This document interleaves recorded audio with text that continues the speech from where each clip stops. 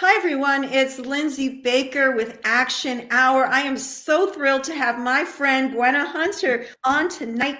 Gwenna is the founder of Vegans of LA, and she created the first vegan food bank in Los Angeles. And we are so pleased to have you, Gwenna. We were just talking behind the scenes and laughing and having so much fun. But I want to start this off for people that don't know about Vegans of LA, because this is going to go out to a broad audience. Let's start with that and then we'll work our way back. So tell us about Vegans of LA, if you would. Yeah, so first of all, thank you for the wonderful introduction. So Vegans of LA started in 2015.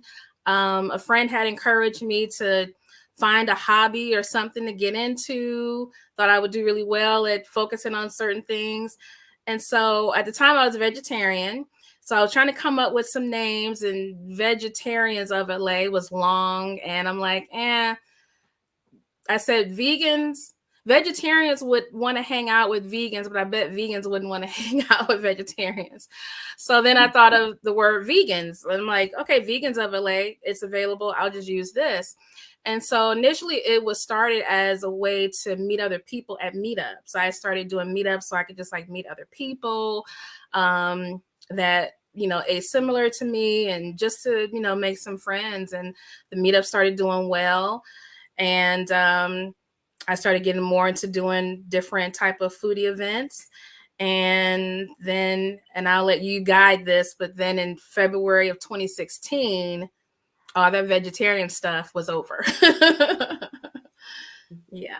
Yeah. So tell us a little bit more what you mean by that. All the vegetarian stuff was over. Well, I had a dream that completely shifted the way I think, the way I see reality, shifted me altogether. And basically what happened, I had a dream, and this is how I get a lot of my downloads and a lot of communication. So when something comes through a dream, I know it's not just my imagination. I know it's real. And so in the dream, I'm flying in the sky because I could fly. And I look down and I see this really beautiful cow in a green pasture. Everything was completely perfectly beautiful. And I'm looking down at her, how beautiful she is. And she looks up at me. And when she looks at me, there was some type of synergistic energy. And we transferred, but I know I possessed all of her consciousness. So we merged and became one. And I was the cow. Her whole life flashed before me. I felt her thoughts. However you feel being Lindsey Baker, that's how I was with the cow. I was the cow. Wow. And I felt everything, saw everything, understood her whole reality. And then I came out of the dream. I was very emotional and crying because I also felt the cow's love, which was purer than humans, in my opinion, the way it felt. It was so pure and sweet. And I'm like, and even though I was vegetarian, it wasn't because of animal welfare. It had nothing to do with that. So the level of compassion, I still kind of was programmed to kind of think that they were here for us. It's just that I just wasn't eating them. But I didn't care if anyone else did either. So I'm like, oh my God, this cow has consciousness and awareness, and we are eating their bodies. They understand their reality. And we're literally looking at them and calling them food. And they're like, no, I'm your brother. I'm your sister. We're family here. Don't eat me. But we're, Exactly. yeah. And so it blew me away.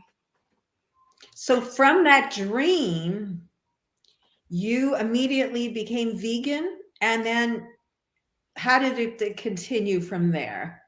So I became vegan, but not really vegan.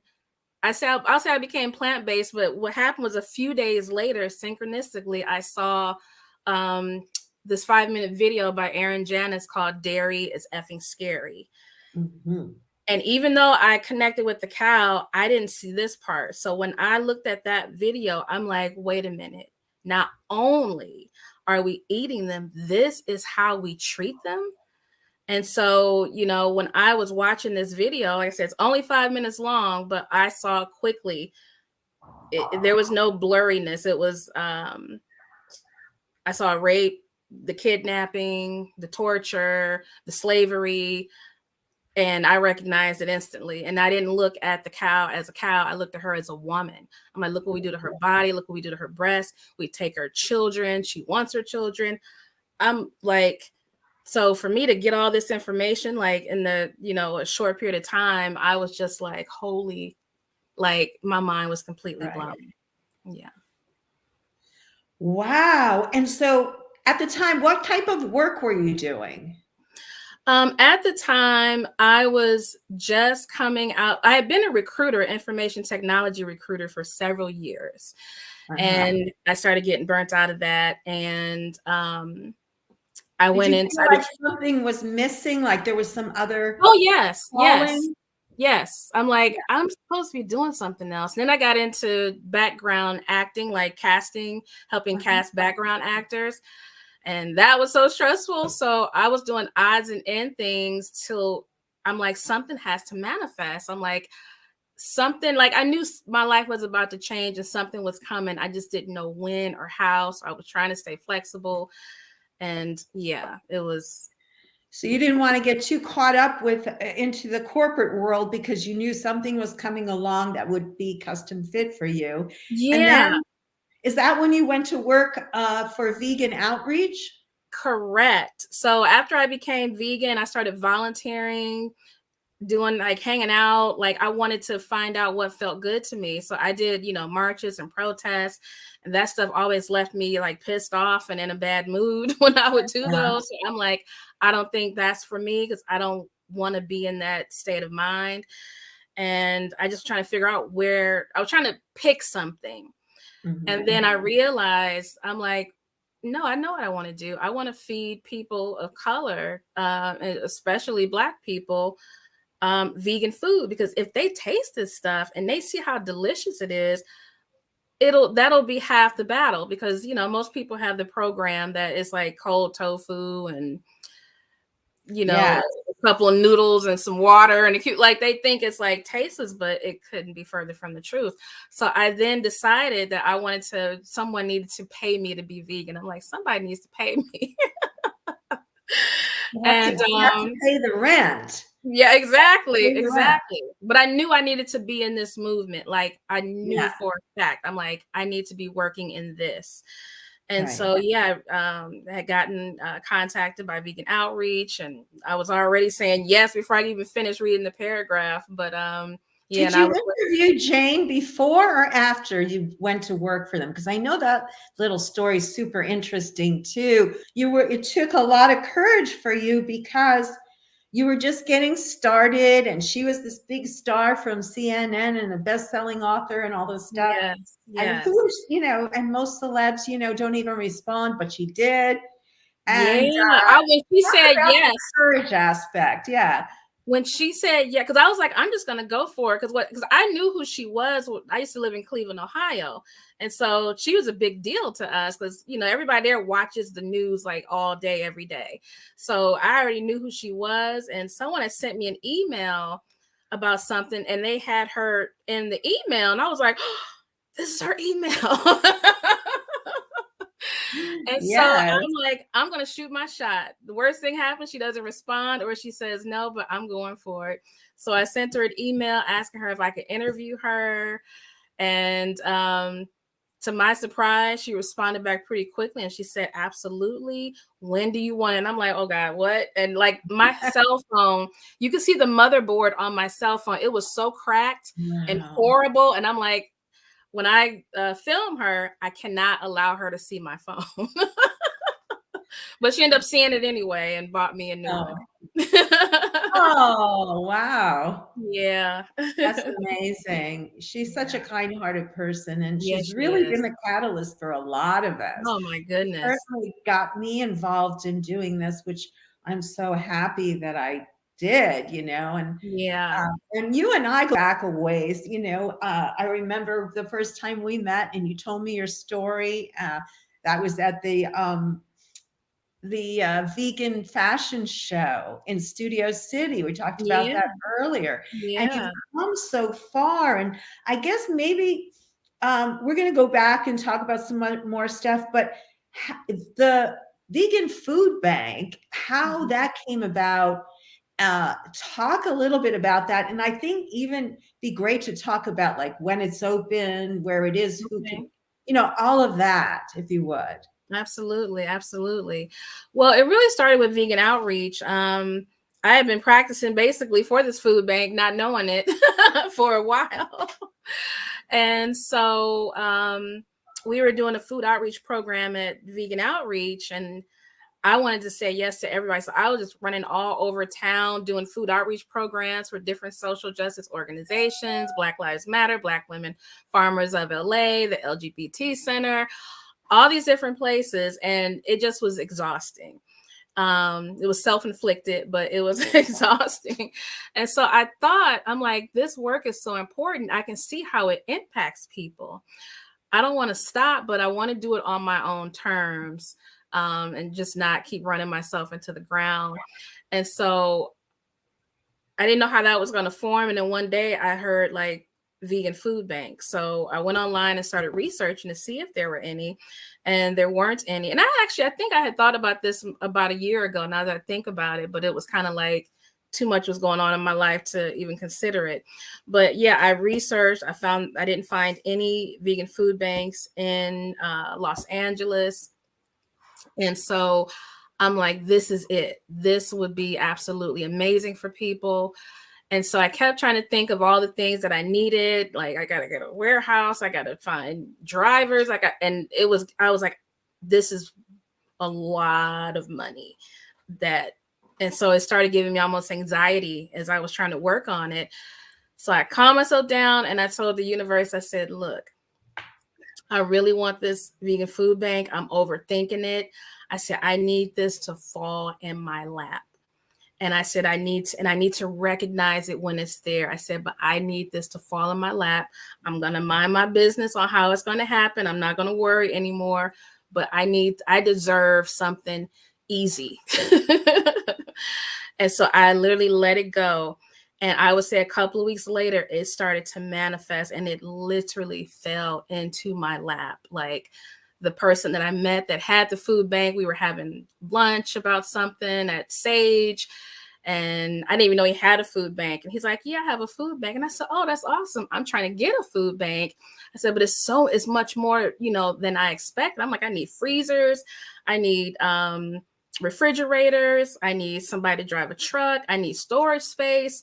And he was like, well, why don't we partner and you just take over part of my food bank? Like he's like, how often are you trying to do it? And I said, just once a month, right now. He said, well, you can take over one of my weeks. I have freezers, I have refrigerators, I have a warehouse, like everything I needed. He literally named it. And it was like, oh, like I knew that was it. And it's been such a mutually beneficial partnership. Like, wow. We do for each other. So it's been absolutely amazing. I think partnerships are so important, and particularly in this movement, and more people, we would see so much more progress more quickly if people learn to work together and team up with yours. It's almost like we need a dating service for vegan activists where they can find their teams and their tribes, something like that, because just having that teamwork it's such a shot in the arm. I know.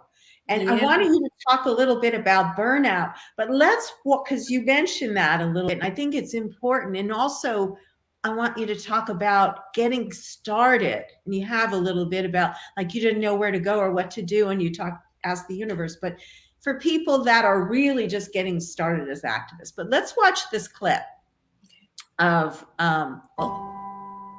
And all people are sacred, unconditionally. And that is what prompts us to transform, because it is unconditional. It's not about that it is up to us to love parts of people. We love all people. There is nothing holy about rejecting medical care of people. There is nothing holy about turning someone away from a hospital. There's nothing holy about rejecting a child from a family.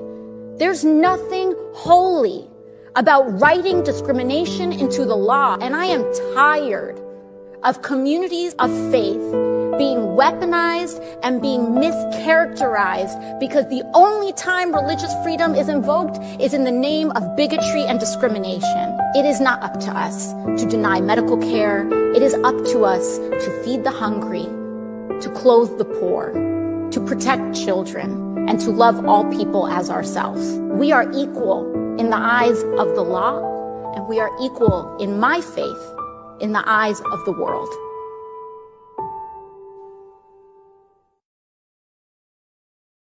And of course, that was Alexandria Ocasio-Cortez speaking. And coincidentally, I told Gwenna that I actually put that up on my social media as well. It's very touching.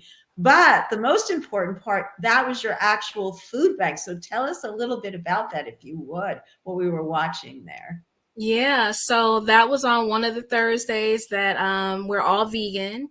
And they were passing out All Vegetarian Inc. donated so much amazing stuff. We had vegan turkey rolls. You can see that in one of the beginnings of the clips. We had vegan drums, vegan shrimp, very high quality ingredients, like a great organization.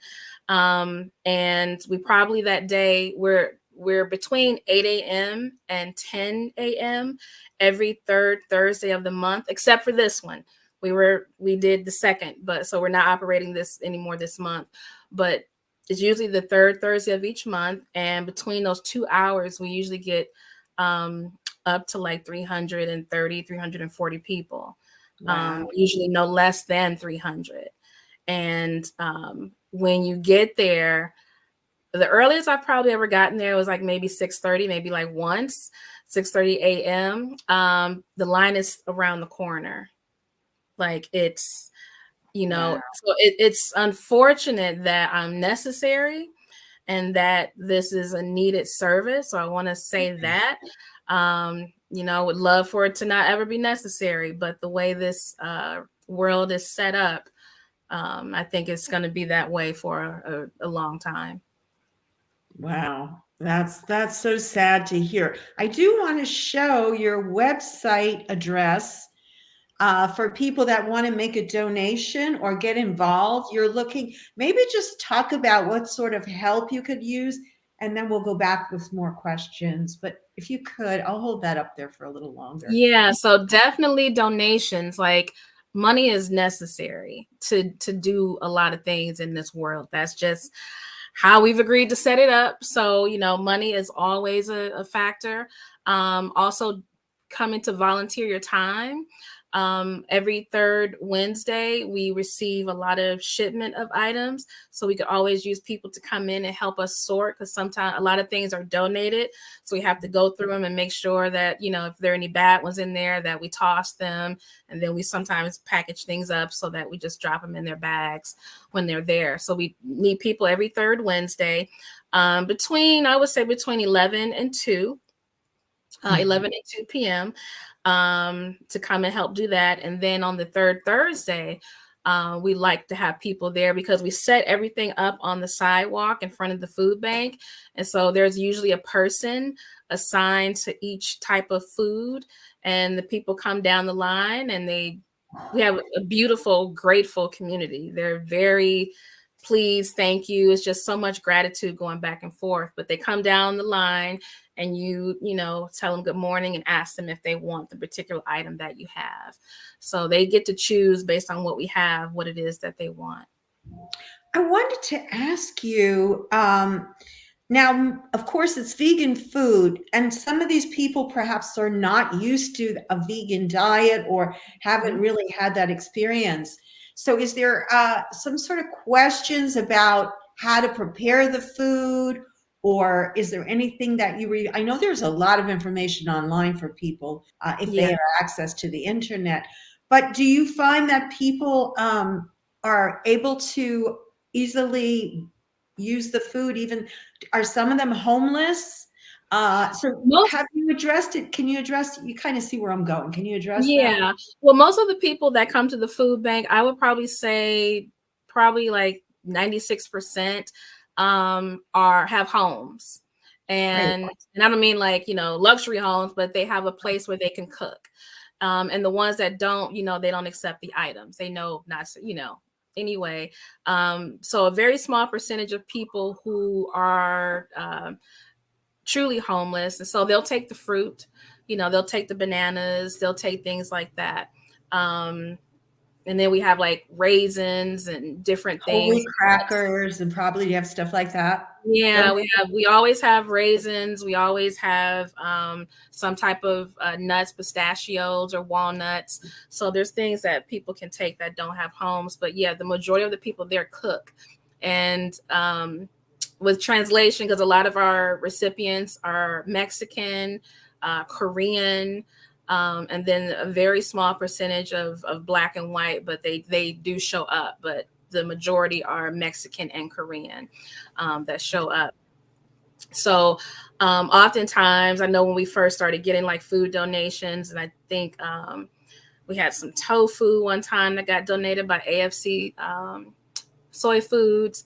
And a lot of the Korean population that was there, like, oh, do you want this? And they're like, yes, yes. So we're able to, a lot of people, some people didn't want the tofu. So it's a beautiful mixture of people that you can, when I'm getting some of these donations, I'm always thinking of who is going to benefit. When I'm getting the produce, I'm thinking of, okay, I'll ask people too, what is it that you would like to see more of? And so they'll let us know like what type of things they want to see more of. So yeah, it makes sense to give people the foods that are culturally matched to them instead of giving them what you think they need. So I try to do both. So they can make good use of it. Let's watch another little video. This one's fun.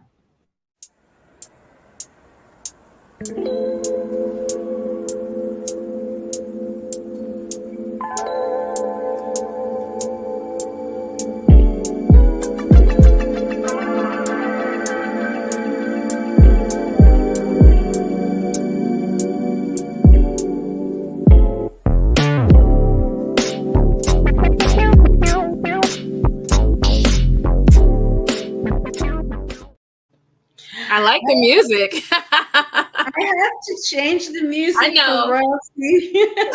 I liked your music. I liked it. It was kind of retro, funk, and fun. I liked it. Let's show this picture here. Also, we'll tell us a little bit about what we were seeing there. But I also wanted to show, you've been in the press quite a bit lately, but this is an illustration. Talk about this a little bit. Yeah, so and I've updated the logo since then, and I'm going to update it one more time. But in this is actually the original logo. The more updated logo, the Latina woman, she has a chicken. Someone is holding the pig is at the bottom. And we have another person that's added in there somewhere. But the whole point of this is about coming together and recreating a new world. Yeah. And so I wanted to make sure that I represented all of the BIPOC culture as best as I could without over cramping the the logo. But I wanted to make sure that I represented, anyone that's ever felt any form of anything when it comes to, the way they look and the color of your skin. So with these individuals, one of the logos says, "Together we create a new world." And that's exactly what. I could see that as a mural somewhere in LA. That would be so beautiful. Oh, that would be. Yeah. And then this would be the founder city. And then imagine if this can go all across the country with representatives all across the country doing these food banks and introducing people to vegan food, but and feeding people. And the whole thing is ending food insecurity. That's it, and how important veganism is.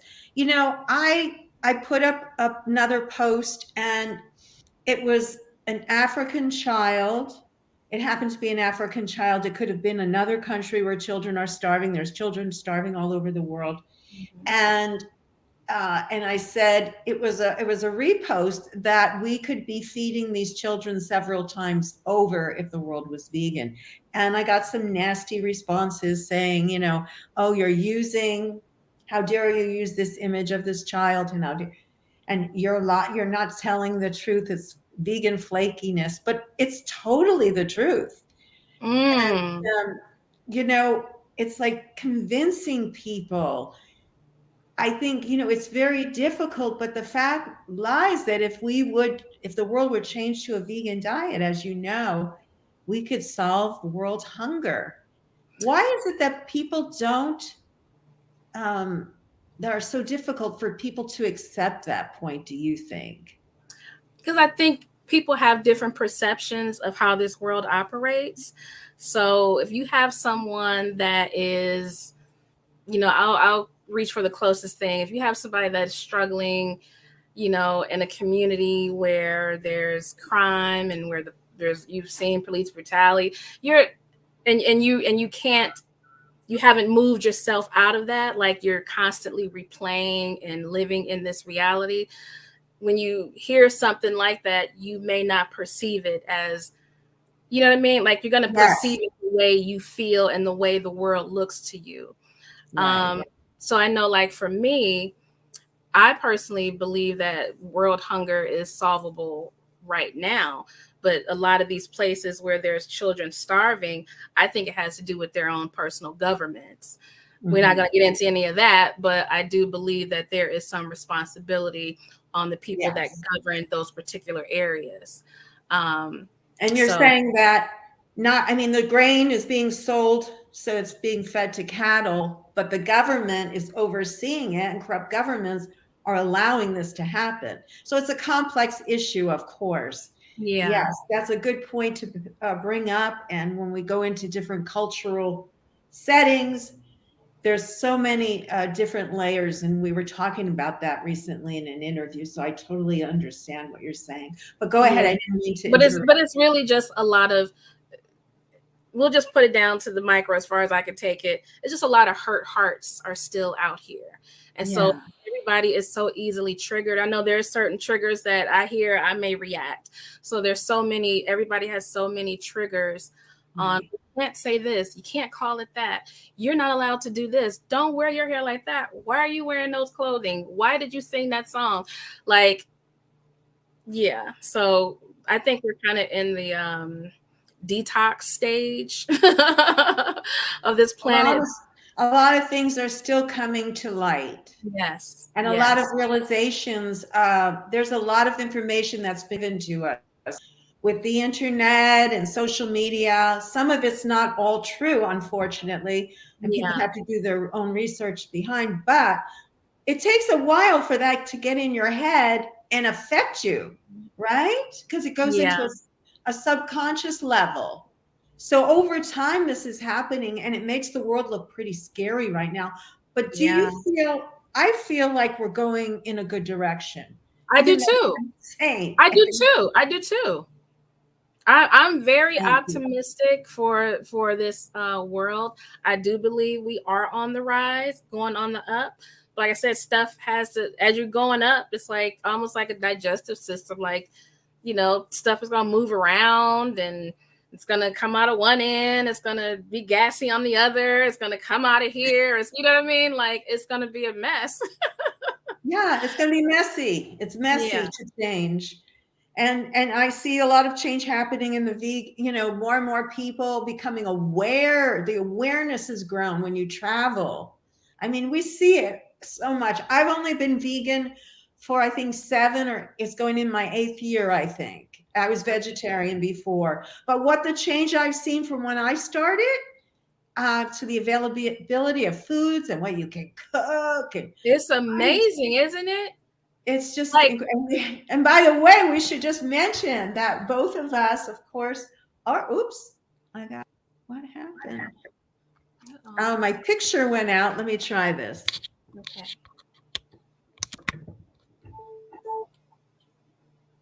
That's odd. All right, looks like it's just me for right now.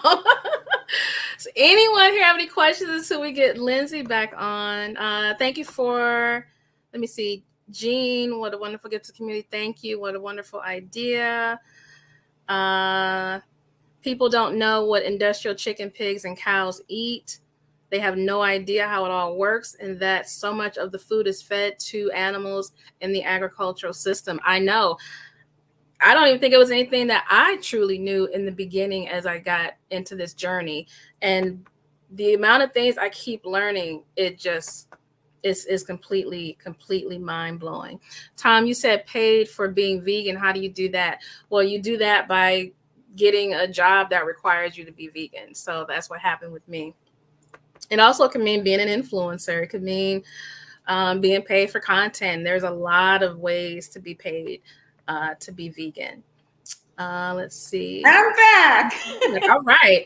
Thank you. I heard you answering all of those questions, and thank you for tuning in. Oh, wow. So maybe this is a good time. I did want to mention UnChainedTV. You can download the app.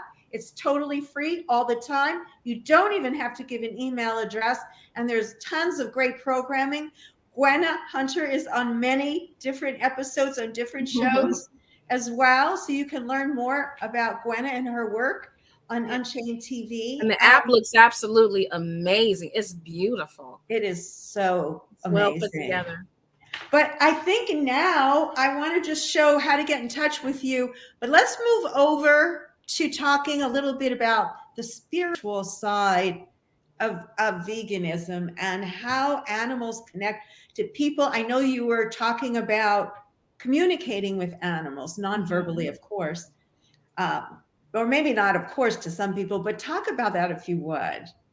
Yeah. So I think actually, the cow experience in the dream wasn't the first experience that I've had, but since being vegan, I've made the connection like, oh, this was another nudge that, hey, we're conscious too. I remember having this one dream. It's probably one of the best all-time dreams I've ever had.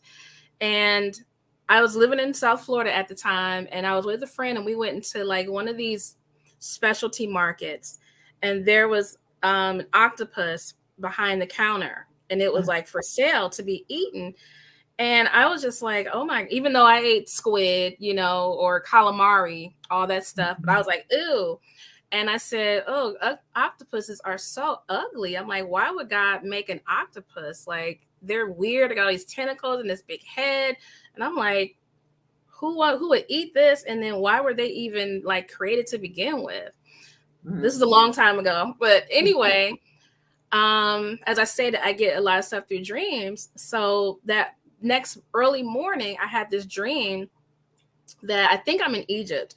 And this woman, I'm following this woman, and she turns around, and she's like she's like a Egyptian goddess, but she's me, but just like in perfection. And so she's telling me telepathically to follow her and trust her. So I follow her, and I get to this big Olympic-sized pool, and there's an octopus in it. And the octopus's head was so huge. And I'm like shaking. I'm like, oh my God, he's going to kill me. And so she's telling me, it's okay, just trust me. And the octopus, I could tell, knew me. And I'm like, how does this octopus know me? And I get in the water, and the octopus opens up its tentacles. And there was so many of them I couldn't count. And like hugged me. And when it touched me, I was filled with the most ecstatic love I've ever felt. Like, it was so strong. Like, I felt like I was about to like leap off this earth, because it was almost too much for my body to take. It was so powerful and so strong. And when I woke up from it, it was still on me, but it wasn't as strong. Like, it was almost like I had all these tangles on me. And there's more to the story, but it shifted how I saw octopus, because what I experienced was real. And so I'm like, I have respect for the octopus. But They're really intelligent animals. And, there was that recent documentary about them. I had never known either. Yeah, yeah. And I think I stopped eating certain Yeah. things after that, but its love and its power was, because they say octopus, I think, have like 2 brains or whatever. They're very So you intelligent. know they got to be powerful, individuals. And But what we yeah, do but to animals, and think of what, and you were saying that that's part of the whole awareness that you had, that initial awareness when you yeah, had the cow consciousness, you felt it from the inside. And yes. I think a lot of us, when I was really young, I had a really weird dream that there was a baby sheep, and it was like this big, in a child's mind, a little toy sheep, but it was alive, and it said, "Don't hurt me." And I was thinking I wouldn't hurt it, and I picked it up and I kind of played with it, and I made it into a ball. And then I think it died, and I was like, whoa. And so it was sort of like a crazy kind of Wow. premonition or something. She was Yeah. like, and then I went, "Oh, you said you wouldn't hurt it, but you hurt it," and Wow. I've told people before that when I was a child, and I think, let's see if you agree with this. Mhm. I think we're learned to eat animals. It's not natural to us, because when I was a child, I thought meat was disgusting, and I was forced to eat it, and the bones and the gristle, Mhm. and Oh, yeah, the you grizzle. I know, remember the grizzle. and you bite into a hamburger even, and things. Oh, now that Yeah, we know what they are, but like as a child, I think it's like normalized to us, and it is right out the womb. I mean, we're eating it in the womb, from the mom, yeah, and then we get out the womb. Like some people give cow. Can you imagine? Like when I think about all the babies that got cow's milk, like right away, like processed cow's milk, I can't even imagine how that probably affects the soul and the spirit and all yeah, physical issues and developing allergies and things like that. It's just amazing. But yeah, I agree. That's not something that because it's like if we wanted, if we really are supposed to eat animals, like we would go to a pond and see ducks and get hungry. You know what I mean? right, And you don't do that. We're like, oh, that duck is so cute. Like, yeah, yeah. We yeah. don't we don't get hungry at the sight of an animal. No, who does? Well, Gwenna, it's getting close to the end of our hour, and I want to give you a chance to talk about anything that you feel is important. We'll put all the links up at the top of the post right after. And we're going to ask people to please share out this video, help spread the word, and go volunteer, which I am definitely going to do, because it's right here in LA. If you're in LA, you can come Yes. volunteer. If you're not in LA, you can make a donation, maybe for Christmas. Yes. I think it's so important for us, particularly this time, those of us that, are able to gift, we should think about what's the best way to apply your gifting that will Yeah. make the most happiness in the world. And if we Yes. all did that, I heard a mother on a news story say that she only had $100 to spend on each of her kids. And I was like, well, that doesn't sound like, like, I don't know. I'm far away from that because I don't have children. I have no idea what it costs. Yeah. It's scary, probably, how much it costs. But gee, in today's economy, that didn't seem like such a sacrifice. And isn't there more important things you could be doing with that, or teaching your children with that money?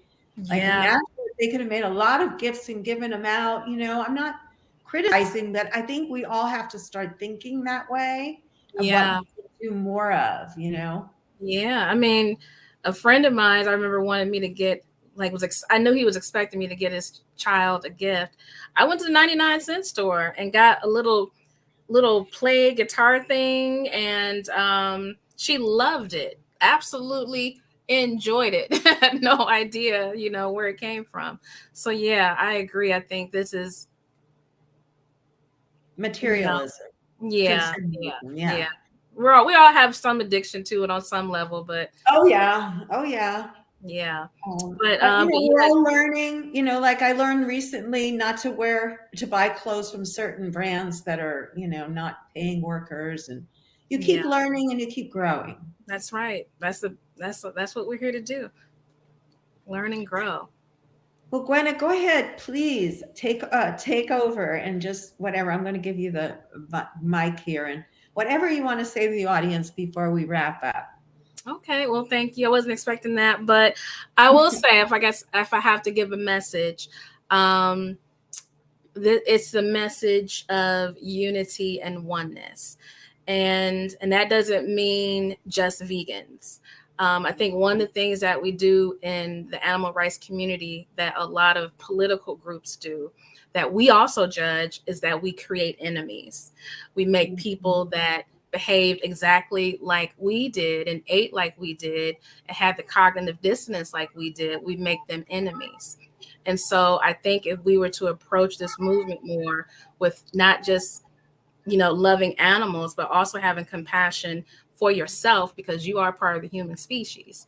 So I think if we had a more loving mindset to the whole planet, the whole human race, and not just the animals, because there's no liberation if animals are free and people are still, going through hunger and going through other issues and fighting this and fighting that. It's all or nothing, and it's not an option.